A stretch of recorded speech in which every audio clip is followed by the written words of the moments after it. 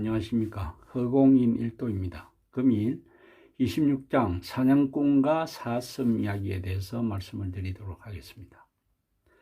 미라레빠는 제자들을 각각 다른 장소에서 수행하게 한 뒤 네팔과 티벳의 경계지대에 있는 니상구르타 산의 고요한 곳으로 찾아갔다.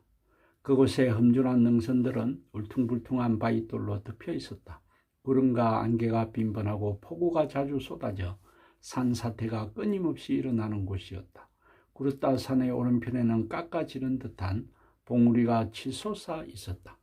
맹수들의 울부짖는 포효 소리가 끊이지 않았고 봉우리 위로는 독수리떼가 선회하고 있었다. 왼편으로는 부드럽고 화려한 초원이 펼쳐진 구렁이 있었다. 그곳은 사슴들과 산양들이 찾아와 풀을 뜯으며 즐기는 천혜의 목초지였다. 아래로는 아름다운 산림이 펼쳐졌다. 온갖 꽃들이 만발하고 나무들이 무성하게 자라고 있었다. 숲속에는 원숭이들과 공작 칠면조 같은 온갖 기이한 새들이 보금자리를 틀었다. 원숭이들은 나뭇가지에 매달리며 재롱을 부리고 새들은 휘휘대며 즐거이 노래하였다. 은둔처 안으로는 눈 녹은 강물이 시원스레 흐르고 있었다. 그 곁을 지나가면 바위 틈과 둥근 반석 사이로 속삭이며 흐르는 맑고 청량한 물소리를 언제나 들을 수 있었다. 티벳에 대해서는 이런 풍경을 잘 보지를 못했지만 몽골에 대한 그런 촬영 영상을 보면 그 시원하게 펼쳐지고 아주 푸르른 그 녹초지를 보면 마음이 아주 트이는 것을 느낄 수가 있습니다. 글 문자로서 표현된 이 내용을 머리에 좀 상상을 해보면 참으로 공기가 맑고 물이 깨끗하고 아름다운 풍경이겠다, 그런 생각을 합니다. 사람이 살기 힘든 곳일수록 더 자연이 아름다운 곳이겠죠. 그곳에 동굴이 하나 있었으니 이름은 까따야였다. 그곳은 수도자에게 인상적인 조건을 두루 갖추고 있었으며 참으로 조용하고 즐거운 장소였다. 미라레빠는 거기서 유종산매에 들었다. 이때 수호 신장들이 모두 나타나 예배드리고 봉사하였다. 어느 날 멀리서 개 짖는 소리가 들려왔다. 이어 온갖 소란스러운 소리가 연거푸 들려왔다. 미라레빠는 생각했다. 지금까지 이곳은 수도하기에 매우 좋은 환경이었는데 갑자기 무슨 방해거리가 생긴 모양이군. 미라레빠는 동굴에서 나와 큰 바위에 이르렀다. 그는 바위에 앉아서 분비를 떠난 자비산매에 들었다. 얼마 후 얼룩무늬 검은 사슴 한 마리가 급에 질려 뛰어왔다. 미라레빠는 한없이 자비심을 느꼈다. 검은 사슴이 이와 같이 불쌍한 짐승으로 태어난 것은 과거에 나쁜 까르마 때문이리라. 금생에 악업을 짓지 않았는데도 이처럼 큰 고통을 당하는 것은 과거의 죄업 때문이니 참으로 가엾도다. 대승의 진리를 설하여 영원한 복락으로 인도해야겠구나. 그는 사슴을 위해 노래를 불렀다. 마룻바의 발 앞에 엎드려 절하오니 모든 존재의 고뇌를 들어주소서. 들으렴 화려한 뿔 가진 사슴아, 눈에 보이는 바깥 세상에서 도망치고 싶어하는 그대는 바로 이러한 열망 때문에 내면의 어둠과 미망에서 벗어나지 못하는 것이네. 미련도 슬픔도 없이 마음과 몸을 잊어버리렴. 이제 모든 어둠과 미망을 버릴 때가 되었네. 까르마의 열매는 무섭고 두렵나니 덧없는 육신을 이끌고 도망간들 인과법을 벗어날 수 있으랴. 내 진정 도망치려거든 마음의 본질 안에 숨으렴. 내 진정 달아나려거든 깨달음의 세계로 달아나렴. 다른 곳에는 안전한 피신처가 없네. 마음속의 모든 혼란 녹이고 나와 함께 여기 머물며 조용하게 휴식하렴. 죽음의 공포에 사로잡힌 너는 생각하리라. 저 능선 너머는 안전해요. 여기에 있으면 붙잡히고 말 거예요. 이런 두려움과 희망 때문에 사슴아, 너는 윤회 세계에 방황하고 있는 것이네. 사슴아, 이제 너에게 나룻바의 육법을 가르쳐 주리라. 마하무드라의 수행을 시작하게 하리라. 저는 지연업이 어떻게 이렇게 발현되느냐 하는 것에 대한 생각이 있습니다.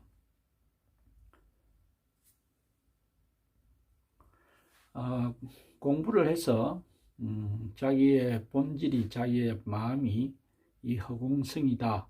즉 허공성이라는 것은 이 온 우주를 덮고 있는 그것이다.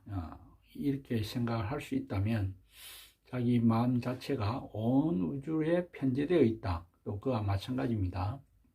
그러면 나의 근본적인 마음은 온 우주 전체에 편재되어 있는데 그 편재되어 있는 나의 마음이 어떤 업으로 인해서 물질적인 육신을 나타낼 때는 한 지점에만 나타납니다.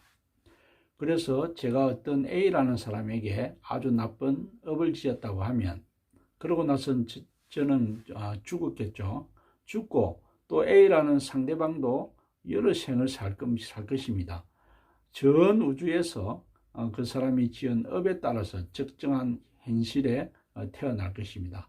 그래서 제가 이 A를 저 또한 그의 업에 맞는 그런 윤회를 할 것입니다. 그러다가 저와 제가 가해를 시킨 그 A라는 사람이 동시대에 태어나고 동시대의 장소에서 만날 확률이 분명히 언젠가는 있을 것입니다. 그것이 억분의 일이 될지 수조분의 일이 될지 모르지만 언젠가는 만나게 됩니다. 그렇게 만나게 되면 그때는 업이 발현하게 되는 겁니다. 왜냐하면 그 사람과 저가 동시에 내 마음의 본질에서는 서로를 알고 있기 때문입니다. 그래서 자기가 한번 지은 업은 영원히 피할 수 없다. 그 시간이 걸릴 수는 있습니다. 왜냐하면 서로가 태어나는 시점과 태어나는 장소와 물리적인 그런 것들이 다르기 때문입니다. 그렇지만 반드시 만나면 그것을 받을 수밖에 없다. 저는 그런 생각을 가지고 있습니다. 그 다음에 여기에 이 사슴 짐승에게 나룻바의 율법을 가르쳐 주리라.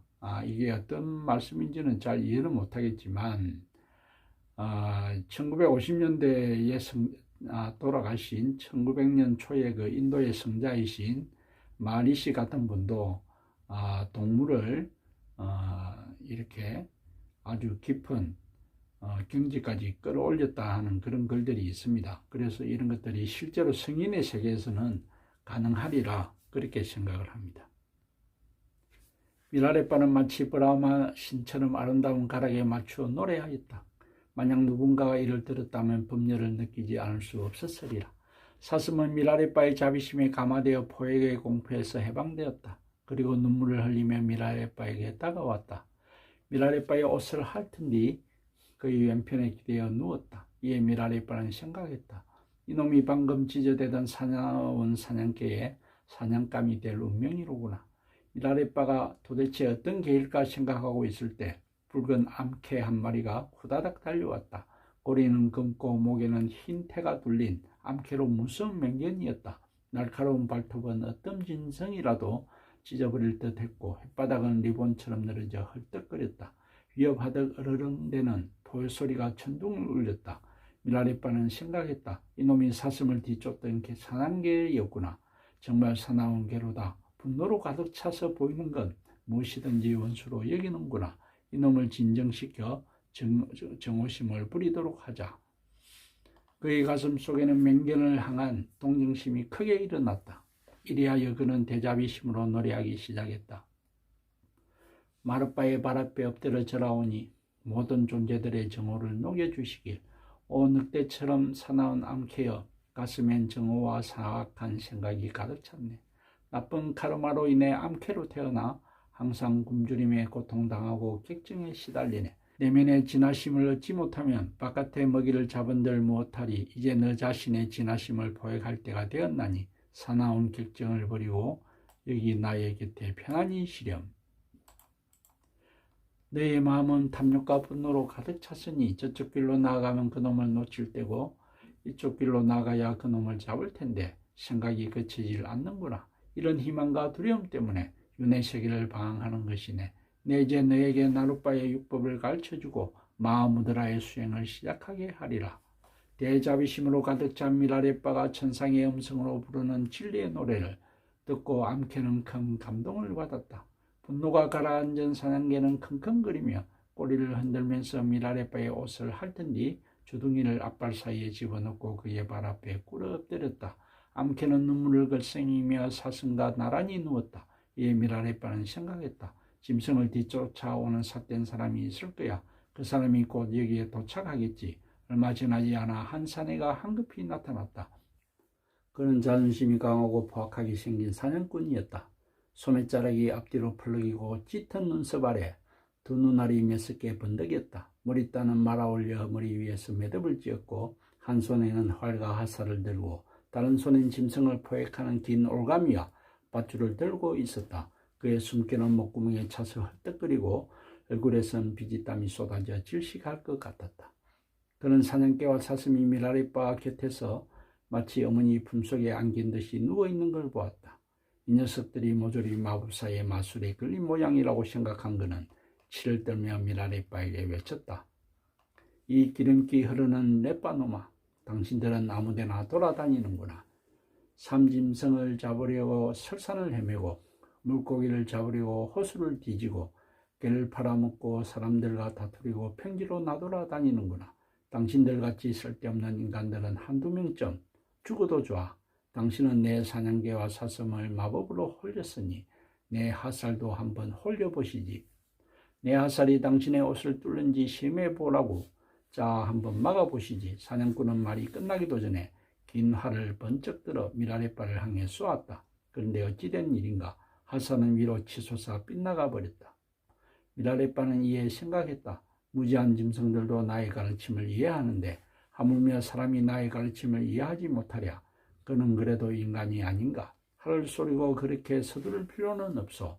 그럴 시간은 나중에서 많을 테니 잠시 동안 나의 노래에 귀 기울여 보시오. 미라레빠는 브라우마 신과 같은 운율 있는 음성으로 사냥꾼 치라와 겜포 도제를 향해 노래하기 시작했다. 모든 성자들에게 예배드리오니 오독의 번뇌를 소멸시켜 주소서. 그대 인간의 육신을 지닌 자여 하지만 얼굴은 악마 같나니 귀담아 들으렴 미라의 노래를. 사람들은 말하네 인간의 몸은 소중하여 보석과 같다고.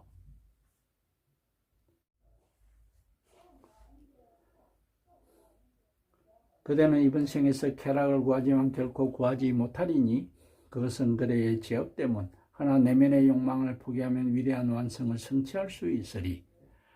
우선 제가 글을 좀 빨리 읽어 죄송한데 그렇게 하는 이유는 촬영 시간을 좀 줄이기 위해서입니다. 저도 다른 사람의 유튜브 영상을 보면 한 20분 넘어가면 지루하다고 생각될 때가 많이 있습니다. 그런데 이제 이 글이 길다 보니까 좀 빨리 읽어서 죄송한 마음도 있습니다. 그리고 여기 결국은 내면을 보려고 그러면 바깥쪽인 약간의 상대적인 바깥은 포기를 해야 되는 거죠. 그래서 저희가 공부를 하는 사람은 바깥으로 향한 마음을 좀 줄여야 된다. 그렇게 되어 있고 마리 씨의 말씀 중에도 어떻게 하면 마음을 볼 수 있냐라고 했을 때 이 현실이 참이다. 이 세상이 참이다라고 느끼면 결코 마음을 볼 수 없다라고 되어 있습니다. 그래서 이 현상 세계가 거짓이다, 환상이다. 이렇게 느껴야만이 참 마음이 나타난다고 되어 있습니다. 그러한 말씀과 비슷하고 금강경의 여몽한 포영, 여로 영여정과 같은 말씀이라고도 볼 수가 있겠습니다. 바깥 세상에 한눈 팔면서 자신을 극복하기는 어렵나니 그대는 이제 자신의 마음을 정복하렴. 사슴을 죽인들 영원한 기쁨이 있으라. 내면의 오독을 없애면 그대의 소원은 성취되리라. 외부 세계의 원수들을 정복하려면 할수록 원수들은 늘어만 가리니 마음을 정복하면 모든 원수가 일시에 소멸되네. 악을 짓느라 인생을 허비 말고 거룩한 진리를 실천하렴. 나 이제 그대에게 나룻바의 율법을 가르쳐주고 마음무드라의 수행을 시작하게 하리. 스승과 수호불과 다키니 여신들 미라는 삼위에 예배드리네. 삼위가 그대를 기쁘게 한다면 그대는 나에게 돌아와도 좋으리. 붓다와 다르마와 상가들 불법성이죠. 삼보는 미라의 귀처이네. 이들이 그대를 기쁘게 한다면 그대는 나에게 돌아와도 좋으리. 정경과 수행과 정행 사명은 미라가 행하는 진리이네. 이것을 실행할 수 있다면 그대는 나에게 돌아와도 좋으리. 흰눈과 암석과 산맥, 삼천은 미라가 수도하는 곳이네. 이곳이 그대를 즐겁게 한다면 그대는 나에게 돌아와도 좋으리. 사슴과 산양과 영양, 새 동물은 미라의 가축이네. 이들이 그대를 즐겁게 한다면 그대는 나에게 돌아와도 좋으리. 내조와 독수리 노래하는 제무새, 이 세 가지는 미라의 가축이네. 이들이 그대를 즐겁게 한다면 그대는 나에게 돌아와도 좋으리. 하늘의 태양과 달과 성운은 푸른 하선지에 채색된 미라의 그림이네. 삼식하가 그대를 즐겁게 한다면 그대는 나에게 돌아와도 좋으리.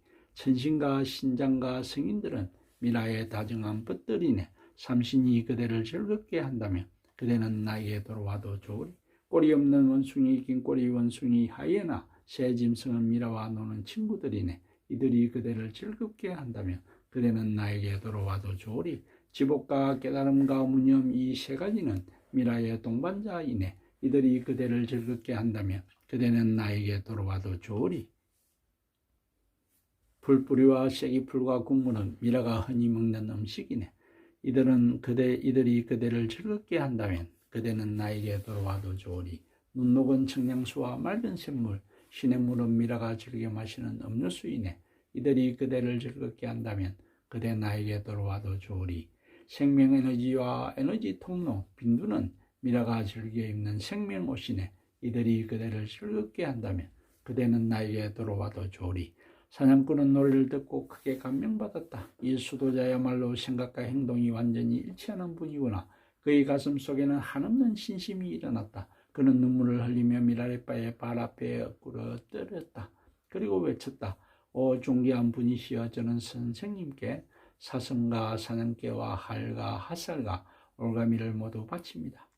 저와 사냥개는 많은 죄를 지었습니다. 스승이시여, 저희 사냥개인 붉은 번개를 높은 세계로 인도하시고 검은 사슴은 지복의 세계로 데려가 주소서. 그리고 이 사냥꾼에게는 진리의 가르침을 베푸시고 해탈의 길로 인도해 주소서. 사냥꾼은 이어 노래하였다.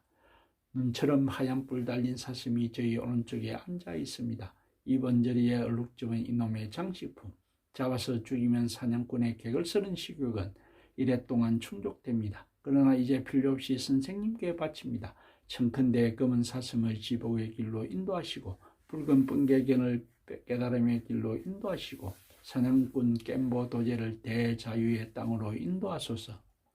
쇠고리 달린 검은 올가미 주는 북부 대평원의 들소를 올가미입니다. 그러나 이제는 필요 없어 선생님께 바칩니다. 청컨대 이 검은 사슴을 지복의 길로 인도하시고 붉은 번개견을 깨달음의 길로 인도하시고 사냥꾼 겜보 도제를 대자유의 길로 인도하소서. 얼룩무늬 염소 가죽의 투는 설산준령에도 따뜻합니다. 그러나 이제 필요 없어 선생님께 바칩니다. 청컨대 이 사슴을 지복의 길로 인도하시고 붉은 번개견을 깨달음의 길로 인도하시고 사냥꾼 겜보 도제를 대자유의 길로 인도하소서. 오른손에 쥐고 있던 핫살들은 각각 4개의 깃털로 장식되었습니다. 활 시위를 잡아당겨 피용 날아가기만 하면 언제나 화살은 적중합니다. 그러나 이제는 필요 없어 선생님께 바칩니다. 청컨대 이 검은 사슴을 지복의 길로 인도하시고 붉은 번개견을 깨달음의 길로 인도하시고 사냥꾼 겜보 도제를 대자유의 땅으로 인도하소서. 왼손에 제가 들고 있는 멋진 활은 흰 자작나무 껍질로 장식되었습니다. 이 활을 잡아당기면 하늘의 용들도 두려워옵니다. 그러나 이제 필요 없어 선생님께 바칩니다. 청컨대 이 검은 사슴을 지복의 길로 인도하시고 붉은 번개견을 깨달음의 길로 인도하시고 사냥꾼 겜보 도제를 대자유의 땅으로 인도하소서. 오늘 조선일보를 보니까 베트남 출신인 탕니칸 스님이 프랑스에서 돌아가셨다라고 거기에 기사가 떴습니다. 그러면서 살아계신 부처님으로 불리던 4대 생불로 불리시던 분 중에 한 분이 돌아가셨다. 근데 지병을 보니까 2014년도에 심각한 뇌출혈이 오셔서 말을 못 하시다가 병치를 한 7년 정도 이상 하시고 돌아가신 것 같습니다. 근데 이제 일반인들이 보면 아주 그렇게 생불로 불리실처럼 그런 분이 뇌출혈을 당해서 병상에서 7년 이상 그렇게 가시다 과연 돌아가실 수 있느냐? 정말로 그런 분이 수행자가 맞느냐? 이런 생각을 하실 수도 있을 것 같아요. 그렇지만은 부처님의 일대기를 보면 제가 말씀드린 것처럼 아라한들도 닥쳐온 업을 만나면 남에게 살해를 당하고 그 다음에 피를 토하는 병으로 죽고 여러 가지 그런 고난을 당합니다. 그래서 이 현상계에서 벌어지는 그러한 업에 상관없이 업으로 높으신 분들을 평가하면 안 된다. 저는 그런 생각을 가지고 있습니다. 그리고 또 불교의 역사에 보면 참 재밌는, 아주 깊이 생각해 보면 그런 사건이 많이 있습니다. 달마대사께서도 너무나 유명하고 신통도 두루가 주신 달마대사도 결국은 사약을 받고 죽었지 않습니까? 죽었고 이조 도신대사도 아마 이조 성찬이십니까? 성찬대사이십니까? 저도 이제 갑자기 헷갈리는데 그분도 남에게 칼을 맞아 죽습니다. 아마 목을 참수당했을 거예요. 그래서 그런 걸 보면 이게 참 업이라는 게 너무나 무서운 거구나. 이 윤회가 너무나 무서운 거구나. 그리고 또 그렇게 이 현상계에서 벌어진 일을 가지고 그 사람의 수행력을 결코 평가할 수가 없는 거구나. 그렇게 느낄 수 있다고 말씀을 한번 드립니다. 이와 같이 사냥꾼 치라와 겜포 도제는 미라레빠에게 자신이 가진 소중한 것들을 바칠 것을 노래한 뒤 이렇게 말했다. 오 스승이시여, 선생님의 시자로 저를 받아주십시오. 그러나 저는 우선 집으로 돌아가서 자녀들의 생활을 꾸려준 뒤에 돌아오겠습니다. 선생님이 여기에 계속 머무실지 아니면 다른 장소로 옮기실지 분명하게 말씀해 주십시오. 미라레빠는 사냥꾼이 마음을 돌려 진리의 길로 전향한 것을 매우 흡족하게 여기면서 다음과 같이 말하였다. 사냥꾼이여, 악행을 버리고 덕행을 실천하려는 그대는 참으로 장하다. 그러나 나에게 전적으로 의지하는 것은 힘들 것 같구나. 설령 그대가 나를 신뢰할지라도 나를 찾기는 매우 어려울 것이니, 왜냐하면 나에게는 일정하게 머무는 장소가 없기 때문이네. 하지만 그대가 진리를 수행하고자 간절히 바란다면 가족에 대한 모든 애착을 버리고 지금 즉시 나의 행동 거지를 따라야 한다. 나에게 왜 일정하게 머무는 장소가 없는지를 들려줄 테니 자, 나의 노래를 들어보렴. 이 부분은 저도 많이 좀 생각했던 부분입니다. 보통의 사람이고 아주 평범한 사람이면 내가 출가하기 전에 가족을 생활을 좀 꾸려준 뒤에 돌아오겠다. 이것이 아주 보통이지 않습니까? 그런데도 이렇게 미라레빠는 아주 극한으로 밀어붙입니다. 출가하려면 바로 지금 해라. 내가 한번 가면 다시 오기 힘들다. 이게 아주 무정하게 보이고 비정하게 보이는데 이것이 또한 현실 같기도 합니다. 제가 예전에 허공성을 느끼고 한참 이제 소위 좀 들뜬 상태에서 부산에 있는 진제 스님을 한번 찾으러 갔었습니다. 선문답을 하려고. 그때 갈 때 마음이 이랬어요. 내가 만일 오늘 진제 스님을 찾아뵙고 선문답에서 인정을 받고 그러면 내가 바로 출가하리라. 그런 마음이 진짜 있었어요. 그때만 해도 그때는 당연히 지금도 그렇지만 처자식이 있었죠. 그럼에도 제가 그때는 진제 스님을 만나러 갈 때 내가 진제 스님 선문답을 해서 인정을 받는다면 바로 내 출가하리라. 그렇게 했었습니다. 물론 찾아가서 진제 스님을 배웠었죠. 배웠었고 간단한 선문답도 했었고 고담노골이라는 그 책도 한 권 받아왔습니다만은 결코 인정은 못 받았습니다. 근데 선문답이라는 것도 사실은 그것도 아주 재밌는 이야기입니다. 선문답이라는 것도 선문답을 하는 기본적인 툴은 좀 알고 있어야 됩니다. 그래서 그런 것들은 또 다음 기회가 되면 한 말씀을 드리도록 하겠습니다. 은둔하며 수도하는 날에 빠는 여름철 석 달 동안은 설산에서 수도하니 몸과 마음과 영감이 새로워지네. 가을철 석 달 동안은 식량을 준비하려고 글식하고 다니네. 겨울철 석 달은 숲속에서 명상하며 나쁜 기운을 몰아내네. 봄철 석 달은 초원과 언덕과 시내를 떠돌아다니니 허파와 담이 튼튼해지네. 하여 1년 4계절 내내 수도자는 흩어짐없이 수행하네. 4대 원소로 이루어진 우리네 육신 병들고 늙어가게 마련이니 항상 관하며 명상하렴. 이는 5가지 번뇌를 정복하는 길이네. 수행자는 음식을 가리지 않나니 이것이야말로 욕망을 없애고 자족하는 길, 끊임없는 진리 수행이야말로 수행자의 근면을 나타내는 표정. 어제가 2022년 1월 21일이었나요? 금요일이었습니다. 그때 제 공부하는 도반인 일각이라는 그 후배 도반이 있습니다.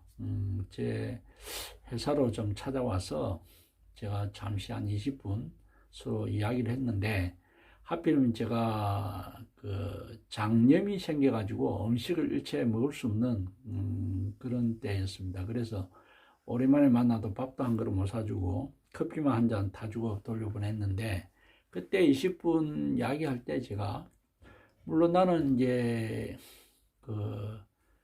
우리 백봉 김일조 선생님을 통하여 허공성이라는 것도 체험하게 되었고, 그 다음에 제가 이렇게 밀라레파 신망송도 소개하게 되었고, 그 이야기를 다 일각에게 하였습니다. 그 일각 도반에게 하면서, 그럼에도 내가 요즘 가장 많이 느끼는 게 부처님의 가르침인 무상고무아를 관하는 게 최고의 수행 같다. 제가 그렇게 말씀을 들었습니다. 일체가 무상하고 무상한 것은 괴로움이고, 그렇게 무상하고 괴로운 것은 모두가 거짓이다. 이것을 관한다, 항상 생각한다는 게 최고의 수행 같다라고 제가 말을 했습니다. 그렇다고 허공성을 무시하는 것도 아니고, 그렇다고 뭐 다른 가르침을 무시하는 건 아닙니다. 그렇지만 자기가 그 3가지 무상고 무아만 놓치지 않으면 정말로 훌륭한 수행이 되고 훌륭한 사람이 되겠다. 그걸 제가 느끼고 있기 때문에 드린 말씀입니다. 노래를 듣고 사냥꾼은 말씀드렸다. 선생님 같은 수도자가 계시다니 참으로 놀랍고 훌륭하십니다. 저도 마음 깊은 곳에서부터 진리를 수행하고 싶은 의욕이 샘솟아납니다. 잠깐 집에 들렀다가 가족들에게 몇 마디 당부하고 식량을 준비하여 곧 돌아오겠습니다. 그때까지만 여기에 머물러 주십시오. 밀라레빠는 사냥꾼에게 응답했다.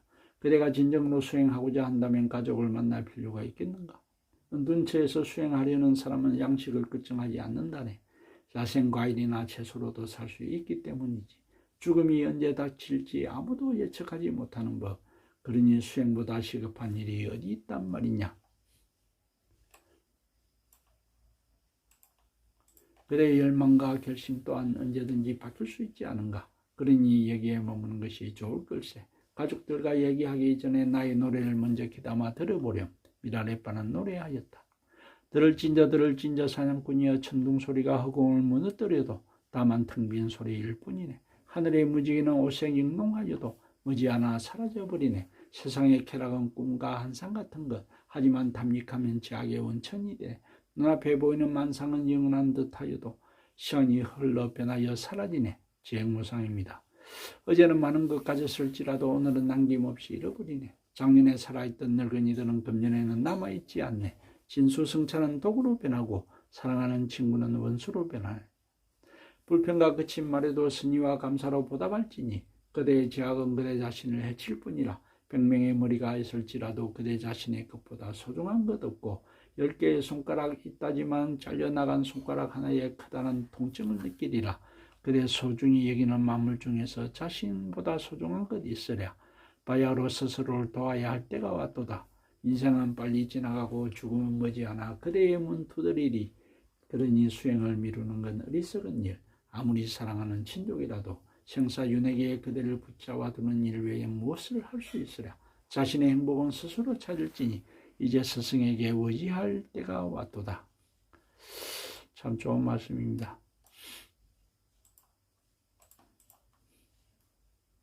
이 노래를 듣고 사냥꾼은 진리의 길로 완전히 전향하였다. 그는 집으로 돌아가지 않고 미라레빠 곁에 머무기로 결심했다.